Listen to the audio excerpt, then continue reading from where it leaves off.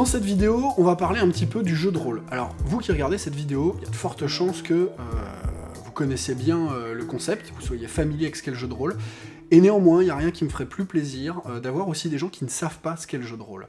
Pourquoi ? Parce que clairement, je pense que le jeu de rôle n'a pas la place qu'il mérite dans les loisirs des gens. Et pourtant, on pourrait se dire que les blés sont mûrs, hein. Je veux dire, le jeu de société, même complexe, aujourd'hui, il est plus réservé à une certaine élite, comme Warhammer 40 000 ou Necromunda, quand j'étais plus jeune. Aujourd'hui, on voit des jeux comme Zombicide, qui sont capables de se retrouver sur des tables de soirée, comme ça, le vendredi soir. Et le jeu de rôle, lui, il reste un petit peu emmuré dans ses frontières. Et je trouve ça regrettable parce qu'en réalité, je pense que le jeu de rôle, c'est la forme de jeu ultime.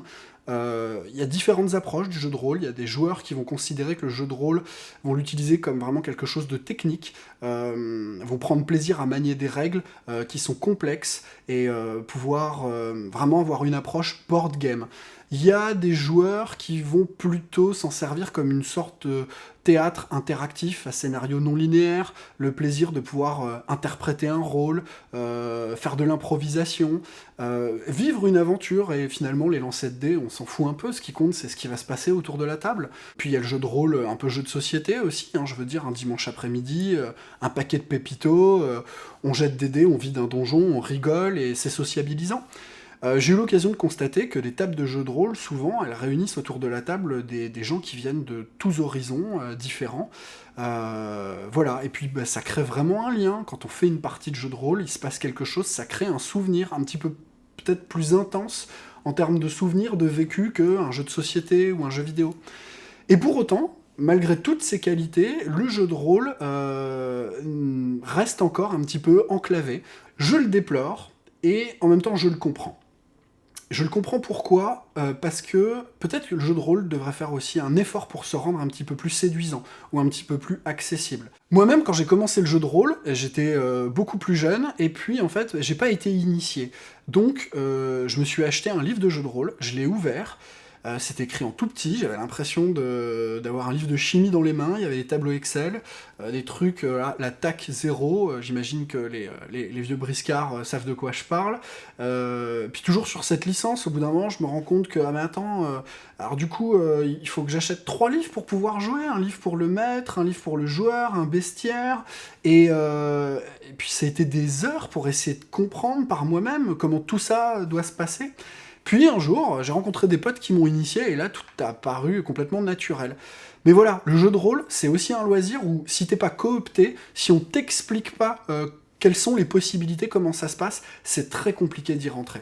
D'ailleurs, je vais faire une parenthèse pour saluer le travail de certaines personnes qui réussissent un peu à élargir les frontières du jeu de rôle, hein, des gens comme Maillard avec Réussite Critique, ou BBL qui stream des parties, ou Fibre Tigre, voilà, si je dois vous conseiller Game of Roll, c'est une super table de jeu avec un très bon maître du jeu, et vous aurez un petit peu accès comme ça à qu'est-ce qu'on peut vivre dans le jeu de rôle, il n'y a pas de limite, voilà. Je viens du jeu de rôle. Au reste, c'est une table de jeu qui a une vingtaine d'années.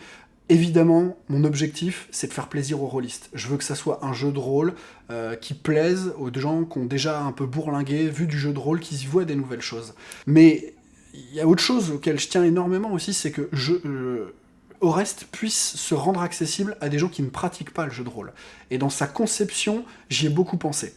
Par exemple, Les Mondes Alignés, qui est l'un des 2 livres d'Orest, eh bien c'est un livre qui peut être lu par des non-rôlistes, tout simplement parce que c'est un livre dont la narration ne va pas être perturbée par des règles, des tableaux, des fiches de personnages, des caractéristiques, c'est juste du background, de l'univers, des secrets, des races, c'est que de la narration en fait, que du voyage, que de l'histoire. On sait très bien que sur une bibliothèque de 100 jeux de rôle, vous les avez tous lus, mais finalement, vous ne jouez que à 3 ou 4 jeux qui sont toujours les mêmes.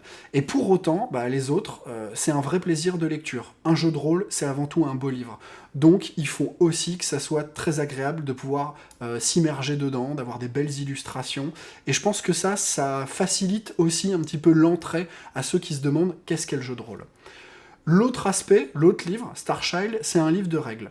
Je prendrai le temps de faire une vidéo pour vous parler des règles, mais l'idée, c'est tout simplement de vous dire que les règles, j'ai essayé de les livrer au fur et à mesure, de faire quelque chose d'assez simple à découvrir et de profond quand on veut aller plus loin. Ben, je vous donne rendez-vous pour cette prochaine vidéo qui parlera donc a priori du système.